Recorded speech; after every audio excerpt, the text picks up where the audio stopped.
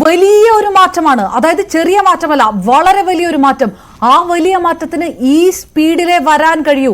അപ്പോഴും ഒരു സർക്കാർ ഇങ്ങനെ ഒരു കമ്മിറ്റി ഇവിടെ കൊണ്ടുവരുന്നു, അതിന്റെ റിപ്പോർട്ട് പുറത്തു വരുന്നു, പതുക്കെയാണെങ്കിലും ആ ചില നടപടികളിലേക്ക് കിടക്കുന്നു. അതായത് 94 വർഷത്തെ എക്സ്പീരിയൻസ് ഉള്ള ഒരു ഇൻഡസ്ട്രിയുടെ വേരടക്കമാണ് ഇളകുന്നത്. ചെറിയ കാര്യമല്ല.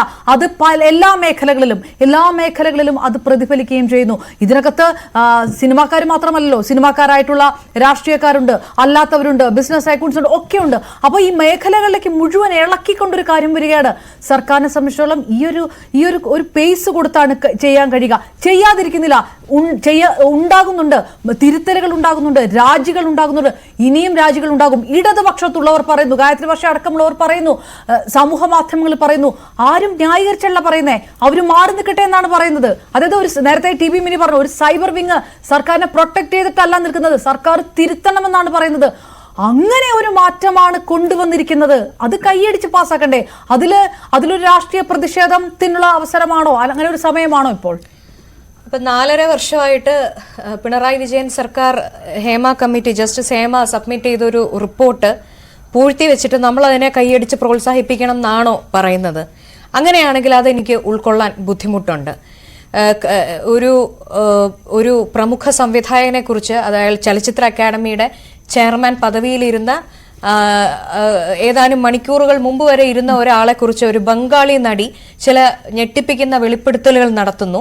ഇവിടുത്തെ സാംസ്കാരിക മന്ത്രി അദ്ദേഹം ഇന്ത്യ കണ്ട ഏറ്റവും മഹാനായ സംവിധായകനാണെന്ന് പറയുന്നു. ആ സ്റ്റേറ്റ്മെന്റ്സിനോട് നമ്മൾ കൈയടിച്ച് പ്രോത്സാഹിപ്പിക്കണമെന്നാണോ പറയുന്നത്? ഞാൻ പറയട്ടെ, നിർഭാഗ്യവശാൽ അത് ഏത് രീതിയിലെടുത്താലും എനിക്ക് വിരോധമില്ല. പക്ഷെ ചില കാര്യങ്ങൾ നമുക്ക് എക്സ്പ്രസ് ചെയ്യാൻ ചില പദങ്ങൾ ഉപയോഗിക്കേണ്ടി വരും എന്നുള്ളതുകൊണ്ട് മാത്രം ഞാൻ പറയുകയാണ്. നിർഭാഗ്യവശാൽ ഒരു പറ്റം ആഭാസന്മാരാൽ ഭരിക്കപ്പെടുന്ന അവസ്ഥയിലേക്ക് നമ്മുടെ ഈ സംസ്ഥാനം കൂപ്പുകുത്തിയിരിക്കുകയാണ്. സാംസ്കാരിക മന്ത്രി വന്നിട്ട് പറയുന്നു, കഴിഞ്ഞ ദിവസം ഞാൻ പറഞ്ഞത് അങ്ങനെയല്ല, ഞാൻ സ്ത്രീ വിരുദ്ധനല്ല, എനിക്ക് 3 പെൺമക്കളുണ്ട്, എനിക്ക് ഭാര്യയുണ്ട്, അമ്മയുണ്ട്, 5 പെണ്ണുങ്ങളുടെ നടുവിലാണ് ഞാൻ ജീവിക്കുന്നത്. സ്വന്തം പെൺമക്കളെ പീഡിപ്പിക്കുന്ന പിതാക്കന്മാരുടെ എത്രയോ കേസുകൾ റിപ്പോർട്ട് ചെയ്യപ്പെട്ടിട്ടുള്ള കേസുകൾ നടന്നിട്ടുള്ള ഒരു സംസ്ഥാനത്താണ് നമ്മൾ ജീവിക്കുന്നത്. ഈ രീതിയിൽ ഈ സ്ത്രീകളോട് സെക്ഷൽ ഫേവേഴ്സ് ചോദിക്കുന്ന സിനിമാ ഇൻഡസ്ട്രിയിലുള്ള മാന്യ മഹാജനങ്ങളുടെ വീടുകളിലെല്ലാം അവർക്ക് ഭാര്യമാരുണ്ട്, അവർക്ക് പെൺമക്കളും ഉണ്ട്, ചിലപ്പം പെൺകുട്ടികളായിട്ടുള്ള കൊച്ചുമക്കളുള്ളവരും ഉണ്ട്. അപ്പോ ഞാൻ അങ്ങനെയല്ല ഉദ്ദേശിച്ചത്, ഞാൻ സ്ത്രീ വിരുദ്ധനല്ല എന്ന് പറഞ്ഞു കഴിഞ്ഞാൽ ഒരു സാംസ്കാരിക മന്ത്രിയുടെ ഒരു മര്യാദയ്ക്ക് ചേർന്ന കാര്യങ്ങളാണോ കഴിഞ്ഞ ദിവസങ്ങളിൽ അദ്ദേഹം പറഞ്ഞത്? അതുകൊണ്ടാണ് ഞാൻ പറഞ്ഞത്, നമ്മുടെ മുഖ്യമന്ത്രി വന്നിരുന്നു പറയുന്നു പത്രസമ്മേളനത്തിൽ, ഇരകളായിട്ടുള്ള പെൺകുട്ടികൾ പരാതി തരട്ടെ, ഈ പരാതി തരാതെ തന്നെ സർക്കാരിന് കേസെടുക്കാനുള്ള വകുപ്പുണ്ട് എന്ന് ആഭ്യന്തരമന്ത്രി കൂടിയായ മുഖ്യമന്ത്രിക്ക് അറിയാത്തത് കൊണ്ടാണോ?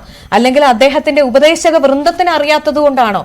അല്ല, ഒരു സംസ്ഥാനത്തെ ജനങ്ങളെ മുഴുവൻ അങ്ങ് തെറ്റിദ്ധരിപ്പിക്കുകയാണ്. കാരണം മുഖ്യമന്ത്രിയെ പോലുള്ള ആളുകൾ വന്നിരുന്ന് ഒരു കാര്യം പറയുമ്പോൾ അതാണ് വസ്തുത, വാസ്തവം എന്ന് പറഞ്ഞ് തൊണ്ട തൊടാതെ വിഴുങ്ങുന്ന നിഷ്കളങ്കരായിട്ടുള്ള ആളുകളുണ്ട്. നമ്മൾ ഏറ്റവും സാക്ഷരതയുള്ള സംസ്ഥാനമാണ്. പക്ഷേ ചില കാര്യങ്ങൾ ചില ആളുകൾ വന്നിരുന്ന് പറയുമ്പോൾ അത് വിശ്വസിച്ച് കണ്ണും പൂട്ടി വിശ്വസിക്കുന്ന മനുഷ്യരുള്ള ഒരു സംസ്ഥാനത്താണ് നമ്മൾ ജീവിക്കുന്നതെന്നുള്ളത് ഓർക്കണം. സർക്കാർ എന്താണ് ചെയ്തത്? ഇപ്പൊ ഇവിടെ എന്നോട് ചോദിച്ചല്ലോ, സർക്കാർ ഒരുപാട് കാര്യങ്ങൾ ഇപ്പൊ ചെയ്തുകൊണ്ടിരിക്കുകയാണ്. ഇൻഫർമേഷൻ കമ്മീഷൻ പറഞ്ഞതിനേക്കാളും അധികം പേജുകൾ ആർക്ക് വേണ്ടിയാണ് സർക്കാർ പൂഴ്ത്തിയത്?